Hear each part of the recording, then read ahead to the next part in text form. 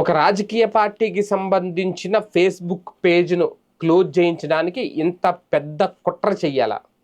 ఇది ఇప్పుడు తాజాగా వినిపిస్తున్న ప్రశ్న ఆంధ్రప్రదేశ్లో.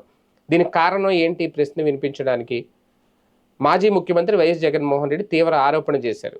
తమ పార్టీకి సంబంధించిన అఫీషియల్ పేజ్ని క్లోజ్ చేయడం వెనక తెలుగుదేశం పార్టీ కుట్ర ఉంది అంటూ ఆయన సంచలన వ్యాఖ్యలు చేశారు. దీనికి కారణం మెటాతో గతంలో తెలుగుదేశం పార్టీ ఒప్పందం కుదుర్చుకోవడం. అయితే నిజంగా గనక ఇది ఆరోపణ నిజమే అయితే, నిజంగా YSRCP page Facebook page close చేయడం వెనక తెలుగుదేశం పార్టీ కుట్రే ఉంటే, వైఎస్ఆర్సీపీకి సంబంధించిన అఫీషియల్ పేజే కాదు, వైఎస్ఆర్సీపీకి సంబంధించిన ఏ పేజీ కూడా భవిష్యత్తులో ఉండే అవకాశం ఉండదు ఖచ్చితంగా. అంతేకాదు, నిజంగా ఇది కుట్ర అయితే నేనైతే కుట్ర చేశారని నేను చెప్పట్లేదు. జగన్మోహన్ రెడ్డి గారు చేసిన ఆరోపణలు మాత్రమే ఇక్కడ ప్రస్తావిస్తున్నాను. వైసీపీ చేస్తున్న ఆరోపణలు మాత్రమే ప్రస్తావిస్తున్నాను. దీనికి కారణం ఏంటి అంటే, నిజంగా ఇందులో ఈ స్థాయి రాజకీయం ఉంటే ప్రతిపక్షానికి ఒక సోషల్ మీడియా ప్లాట్ఫామ్ ద్వారా ప్రచారం చేసుకునే హక్కు లేదా? ఓన్లీ అధికార పక్షం మాత్రమే చేసుకోవాలా?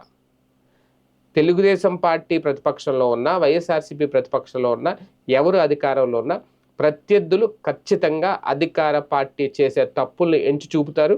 వాళ్ళ లోపాలని, లేదంటే వాళ్ళు చేసే పరిపాలనకు సంబంధించి గతంలో ఇచ్చిన హామీలను మర్చిపోయినా, పథకాలు సక్రమంగా అమలు చేయకపోయినా వాటిని ఏదో రూపంలో ప్రజల్లోకి చేరువ చేసేలాగా అధికార పక్షం మీద వ్యతిరేకత తీసుకొచ్చే ప్రయత్నం ఏ ప్రతిపక్ష పార్టీ అయినా చేస్తుంది, ఏ రాష్ట్రంలోనే.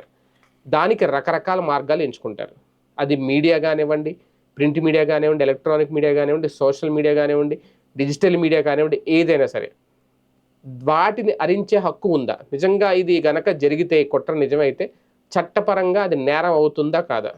అది వైసీపీ లీగల్ టీం ఆ విషయంలో బలంగా వినిపించగలదా వాదనలు కోర్టులో రేపొద్దున? ఇది చాలా కీలకమైన అంశం. కుట్ర జరిగిందా లేదా ఆరోపణలు చేసి ఊరుకుంటే కుదరదు. నిజంగా కుట్ర జరుగుంటే గనక దాని మీద ఖచ్చితంగా కోర్టుకు వెళ్ళాలి. కోర్టుకు వెళ్ళడమే కాదు, న్యాయస్థానంలో తమకు న్యాయం జరిగే వరకు పోరాడాలి.